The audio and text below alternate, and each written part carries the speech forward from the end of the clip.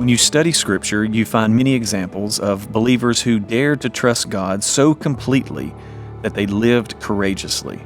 They dared to be faithful to God and live boldly for Him. Hi, I'm Chris Montgomery, Senior Pastor at Fraser Church. Welcome to Fraser 365. Thank you for joining us as we examine some of the most faithful and courageous heroes of Scripture. We hope this study challenges you to live boldly for Christ today.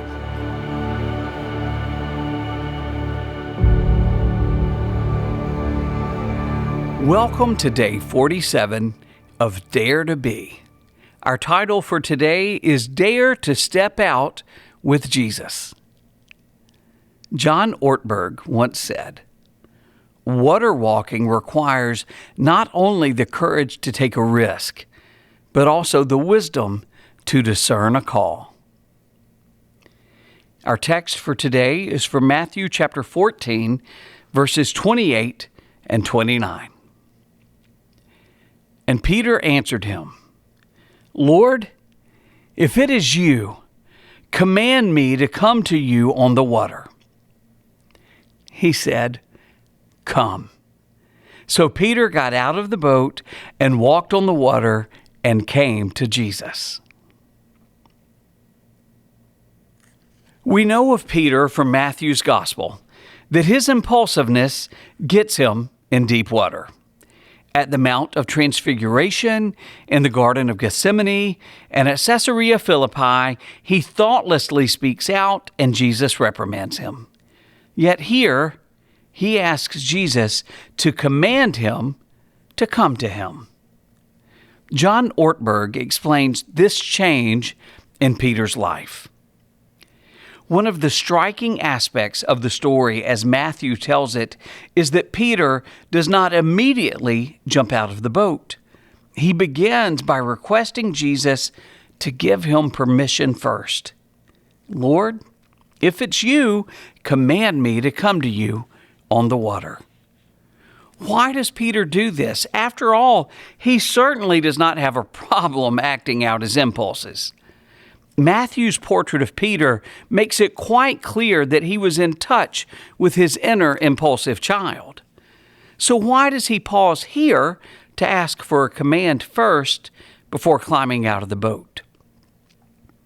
I believe that Matthew wants his readers to understand a crucial aspect about water walking. Peter is not in charge of water walking. Jesus is.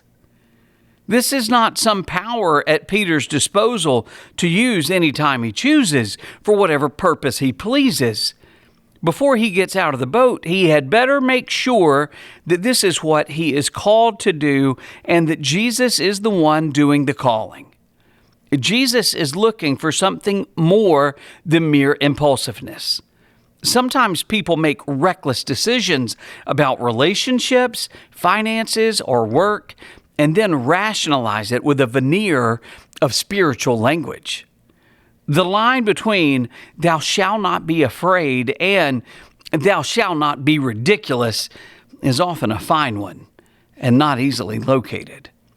Knowing when to get out of the boat and take a risk does not only demand courage, it also demands the wisdom to ask the right questions, the discernment to recognize the voice of the Master, and the patience to wait for his command. Jesus is not looking for impulse-ridden types.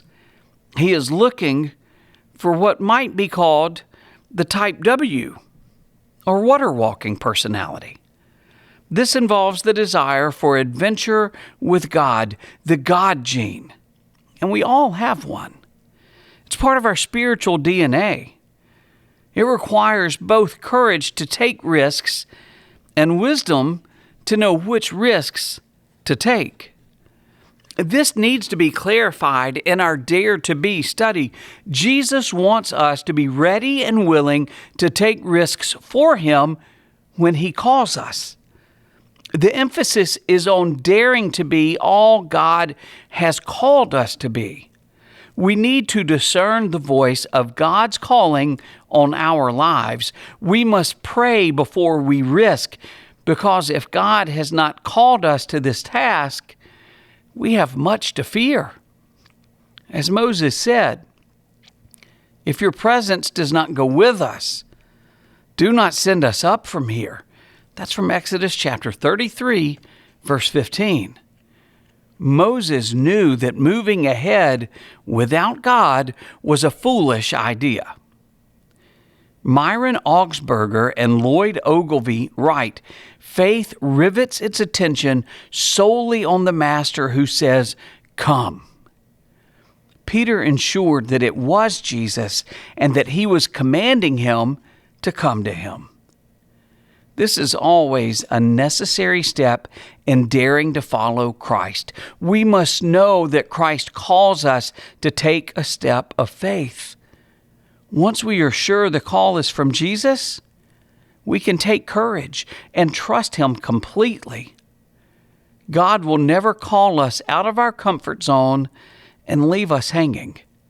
He always goes before us and will enable us to live the life He has called us to. So Peter got out of the boat and walked on the water and came to Jesus.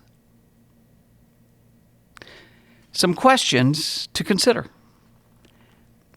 How do you imagine Peter felt walking on water to Jesus? What causes you the most difficulty in ensuring God is calling you to step out in faith? And finally, how can you ensure God is leading you while at the same time not delaying your obedience to His command? Thanks for joining us. Have a great day.